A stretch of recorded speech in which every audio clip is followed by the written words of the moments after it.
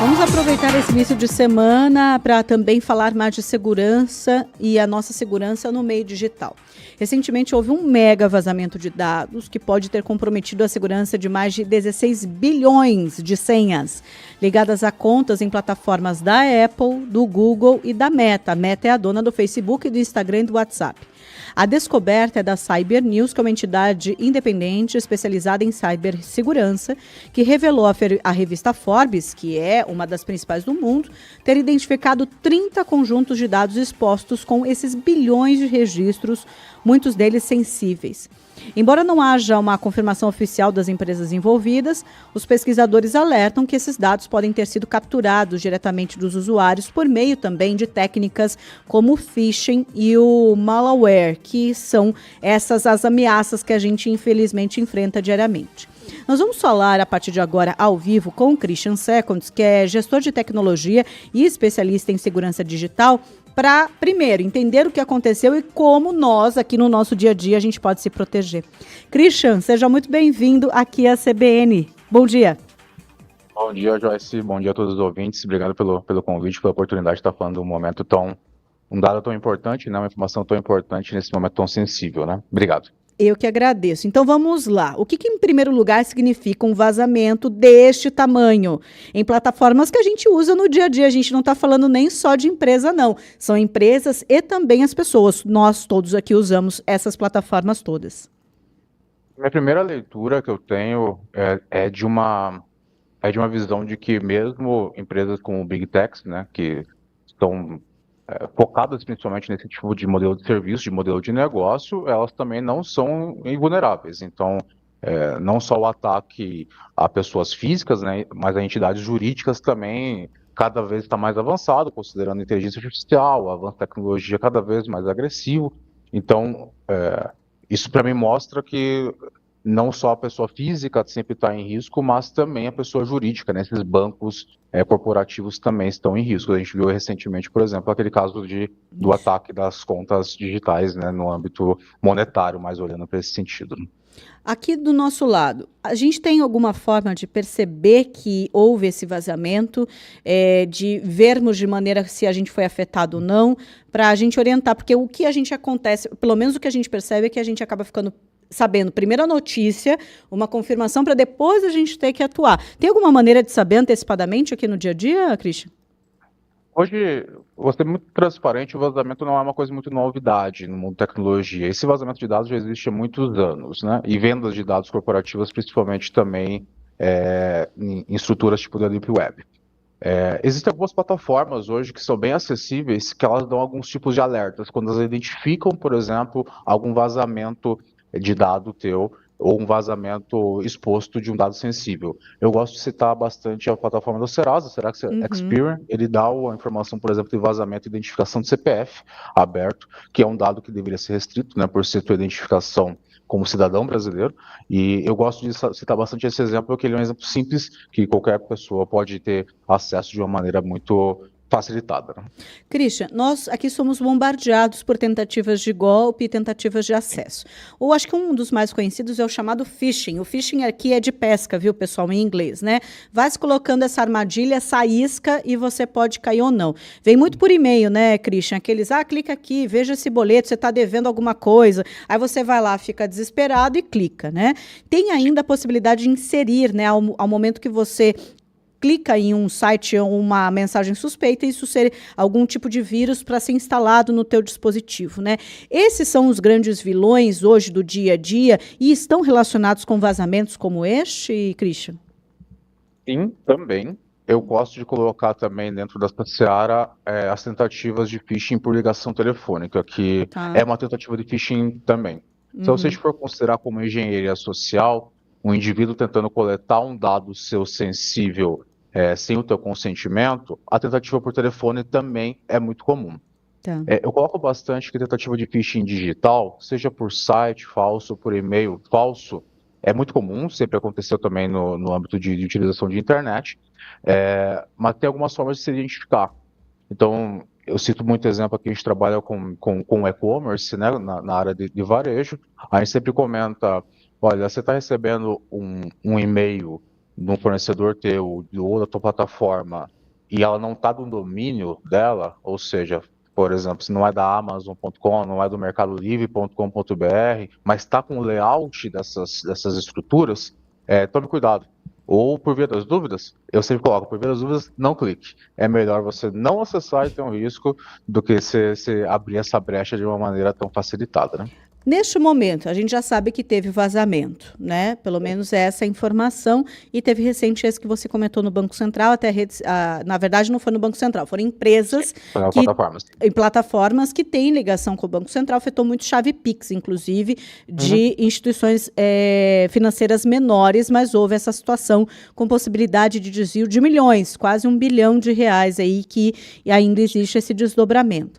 Para a gente aqui no dia a dia, o que você recomenda, Christian? É trocar a senha já? Trocar a senha sempre. Mas Sempre. não só trocar a senha, porque o trocar a senha parece muito simples, né? E de fato ele é. Mas ter uma complexidade na tua estrutura de senha é muito importante. Quando eu estou comentando isso, eu cito você colocar número, letra, caractere especial, um conjunto grande de caracteres de preferência ajuda bastante. Só a Tá. senha, eu interpreto que hoje em dia não é mais o crucial. Eu coloco também uma autenticação de dois fatores, né, que é Uhum. quando, por exemplo, a plataforma pede um código adicional, seja por SMS, por e-mail ou por até aplicativos mesmo que trabalham com esse tipo de formato. Eu, particularmente, gosto mais de atuar com aplicativo. Porque a gente já teve, por exemplo, casos, é bem comum, na verdade, aqueles casos de hackeamento, de invasão de contas do Instagram, onde é utilizado o telefone como duplo fator. Então, eu gosto bastante de utilização de aplicativos como o Google Authenticator, Microsoft Authenticator, que são oficiais também para esse tipo de serviço. E eu tenho uma recomendação adicional, que essa é um pouquinho mais complexa, é difícil de se entrar no dia a dia com ela, mas não deixar a mesma senha para todos os serviços. Tá. Porque quando Isso é bom você um, falar, viu? Porque é normal a é, gente fazer isso, né, Christian? tem, o que acontece? Quando você tem um vazamento de uma base dessa de senhas, vou dar um exemplo, as senhas da Meta, por Tá. exemplo.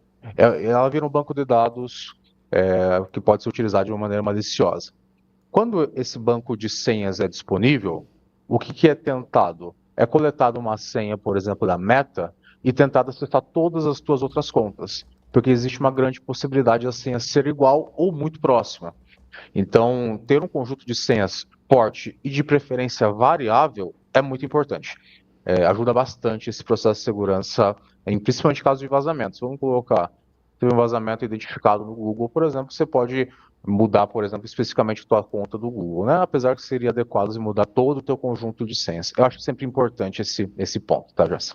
O Christian Roberto, que atua na Seconds, é gestor de tecnologia, especialista em segurança digital, nosso convidado para falar como a gente pode se proteger, então, no dia a dia, depois desses vazamentos que se tornaram frequentes. Tem a LGPD, não é, Christian, que é a Lei Geral de Proteção de Dados, a gente sempre fala dela aqui na CBN, mas ainda é um desafio, porque esses vazamentos continuam acontecendo, que são dos nossos dados. Você falou aí da autenticação e das senhas. Temos quais hábitos a adotarem a partir de agora, que são indispensáveis para que a gente coloque um pouquinho mais de proteção para a gente mesmo, né? A senha autenticação, evitar clicar em mensagens que a gente não conhece. Tem mais alguma outra dica, Christian? Tem umas bem básicas na minha leitura. Estações locais, computadores, notebooks, manter um antivírus não tem que ser um antivírus pago nem nada nesse sentido, ainda mais se a gente estiver falando do âmbito de pessoa física. Eu Tá. acho que é importante ter um antivírus gratuito mesmo, porque ele já tem uma identificação muito forte dos ataques mais comuns, colocar nesse sentido, criar uma rotina, de fato, ou de troca de autenticação de senhas, ou até de tentar restaurar algumas senhas mais antigas, de contas mais velhas, que às vezes você deixou abandonada, conta de e-mail secundária que você já não utiliza mais. Eu acho que é importante você ter um controle um pouquinho maior e um controle com uma rotina maior dessa tua estrutura de senhas. Eu acho que são bem básicas aí e apoiam bastante. Eu interpreto que existe uma corresponsabilidade, é uma responsabilidade jurídica das empresas de manter os dados seguros, mas os ataques são recentes, os ataques recentes eles são rotineiros e tem uma volumetria muito alta de tentativa, mas existe também uma corresponsabilidade de quem está utilizando os serviços, que é tão importante quanto as empresas manterem também suas bases, seus ambientes seguros, tá, Joyce? E nesse caso aqui, uma última dúvida. É natural a gente, às vezes, utilizar o computador pessoal para algo da empresa e vice-versa, né? Às vezes a gente loga, por exemplo, o nosso WhatsApp no computador da empresa, ou a gente faz no nosso computador pessoal alguma atividade do trabalho. Precisamos também tomar cuidado com esse tipo de aceite, o que a gente, enfim, abre, quando a gente coloca lá, aceitamos todas as condições né, dos nossos dados, quando a gente aceita um serviço, tudo isso a gente precisa olhar também de maneira diferente, Christian? Com certeza, porque vamos partir do pressuposto que você está no mesmo computador. Então, como o acesso é compartilhado entre a tua pessoa física e a tua utilização dentro do trabalho, no âmbito pessoal e profissional, o risco é dobrado. O que eu gosto de recomendar e comentar sempre? Talvez ter usuários separados até. Não acho que seja uma prática tão segura, no final das contas, mas até no âmbito de organização desse tipo de acesso é adequado. Mas, sim, esse risco existe, né? Se a tua estação, por exemplo, for invadida ou estiver contaminada, o teu dado jurídico vaza da mesma forma e vice-versa é verdadeiro, tá? Tá. Então, essa segurança, essa prevenção é importante. Talvez, de preferência, se possível, estações separadas, né? Computadores separados seria adequado, mas eu sei que a realidade às vezes não é nesse sentido, mas acho que talvez até usuários separados ajudaria um pouquinho nessa separação de dados. Olha, eu queria muito agradecer, Christian, pelas suas dicas, pela sua orientação, porque no final das contas, a impressão que a gente tem é precisamos tomar cuidado, mas a gente ainda também é muito vulnerável. A gente precisa aliar essas duas pontes, pelo menos aqui desse lado do lado leigo da história, por isso que a gente convida especialista, é isso, né? Tem ainda muita fragilidade, mas a gente também precisa ajudar nessa conexão, né? Perfeito.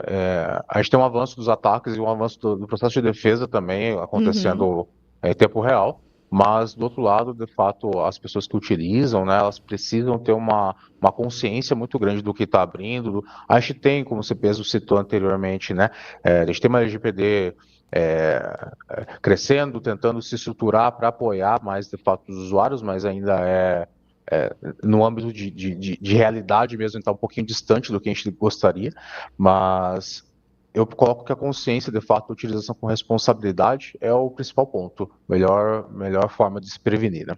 Christian, muito obrigada, boa semana para você. Obrigado, Joyce. Ótimo dia. Para você também. Eu conversei por aqui com o Christian Roberto Messias da Silva, ele é da Seconds e é gestor de tecnologia e especialista em segurança digital. Falamos então desses vazamentos, de como a gente pode se proteger.